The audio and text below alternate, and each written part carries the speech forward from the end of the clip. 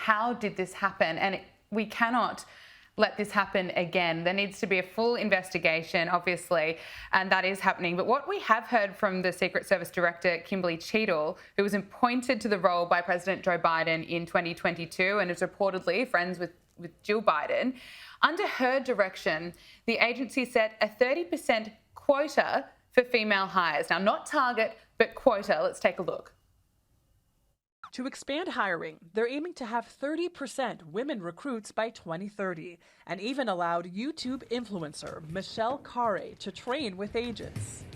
But I'm very conscious as I sit in this chair now of making sure that we need to attract diverse candidates. You know, as a woman who believes in equality, I don't see the value in this, to the point it could actually be a little bit dangerous, because at the risk of stating the obvious, we are built differently to men. What do you make of this quota?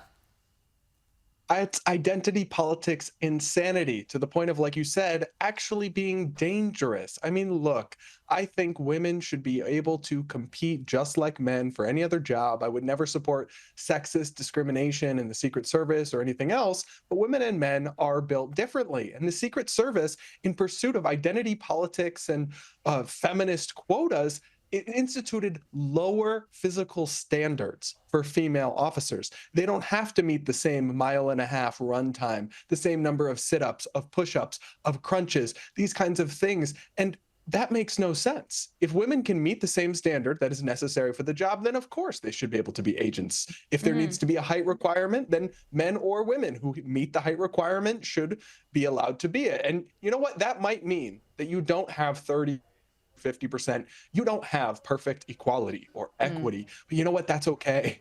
When it comes to matters of literal life and death, like who's going to be protecting the president and the vice president and the first lady, and there is an important role for some female Secret Service officers in, for example, the protection of the first lady. You don't want men going into the bathroom with her, right? But to have identity politics at the forefront of your operations as a supposedly elite security force is madness. Merit should be the only consideration, because we're literally talking about matters of life and death here. Absolutely. Well said. Now, look, we've been hearing from the Democrats that we need to tone down the language. And of course, the rhetoric has become too heated. But let's look at the Democrats who actually tried to strip Donald Trump of his Secret Service protection. Just 3 months ago, Mississippi Congressman Bennie Thompson introduced legislation designed to strip convicted felons, aka Donald Trump, of Secret Service protection, which was supported by other Democrats, including Jasmine Crockett. It's no wonder that people were not all that surprised that someone tried to take a shot at Donald Trump when there have been people openly calling for his protection to go. What do you make of this?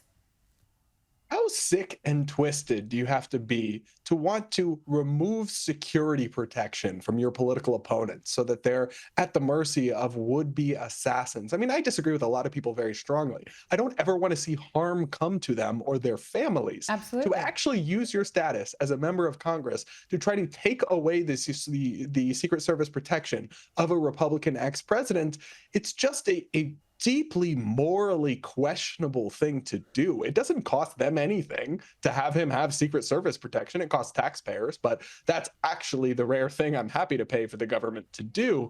But for them to go out of their way in pursuit of a partisan, vindictive vendetta against Trump to endanger the safety of not just him, but of his family and of the other people at that rally. I mean, if he hadn't had Secret Service there, nothing would have stopped the shooter from shooting again until he hit the president. I mean, the Secret Service were valiant and courageous in the sense that many of the officers stepped up in front of the president and put their bodies on the line. They totally botched many strategic and tactical things, but to not have Secret Service for an ex-president just because you hate him is a delusional, dangerous, and deeply evil thing to try to do. I mean, to me, it just shows how partisan and how tribal and just vindictive some people in our politics have become. It's really disturbing stuff. Absolutely. Well said. Now let's look at some of the reaction to what happened on Saturday, because most people who were kind-hearted have been praying for Donald Trump and for his family, because what happened on Saturday was absolutely shocking. But unfortunately, that's not the reaction we are seeing from everyone. Let's take a look. Do you condemn the shooter shooting Donald Trump? No. Wow. Not here, not on this program, not in front of these people. Absolutely You do not condemn a deranged shooter shooting Donald Trump. You are truly just a child. This is not. Actually, this is not a competition you know here. what, We're Charlie? just trying to be decent human beings. You know what, beings. Charlie? It's not actually the behaviour of a child. It's the behaviour of somebody who's completely lost his moral compass. And how charming is this person who said they are sad that the shooter missed? Absolutely. You guys are out here on the heels of the attempted Trump assassination. Can I get your reaction to what happened the other day? Well, it's a shame the person missed, but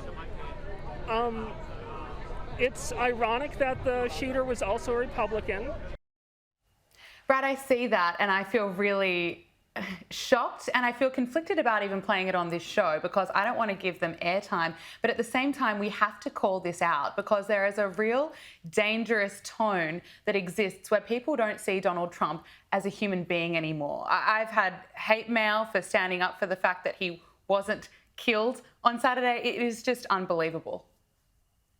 Yeah, it is. And the irony is not lost on me that the second person you showed has the rainbow bandana around her face. So much love, so much tolerance, so much progress, right? I mean, look, you have to be sick and twisted to want to see your political opponents die. And we're not just even talking about Trump, though, of course, that applies to him. We're talking about an innocent man who was killed in the background, literally shielding his children with his body from bullets. A man who was a father, who was a volunteer firefighter, lost his life. And you have people like Destiny, the liberal YouTuber with millions of followers that you played in that clip there. You have them basically saying they don't care because they support Trump and Trump really bad. And to me, it's sick and it's twisted. It shows that how tribalism and partisanship can rot and corrode not just one's brain, but also one's soul. Because if you become, and they say, well, Republicans won't condemn political violence, and that might be true for some Republicans out there, but it's literally kindergarten level morality. Two wrongs don't make a right. And you're not supposed to descend into the mud with people and become everything you say you're against. But that's what we're seeing. That is what we're seeing some people do after this tragedy. I mean, are we really at the point where people can't just condemn an attempted assassination? Yeah. Your moral compass is just broken beyond repair if you find yourself in that situation. Although I am grateful that I would say most mainstream Democrats have, of course, and this is an extremely low bar. Like, I can't believe we're even here, but most mainstream Democrats, in terms of elected officials, have condemned the shooting and wished Trump well. And obviously that's an incredibly low bar, but at least they didn't trip over it.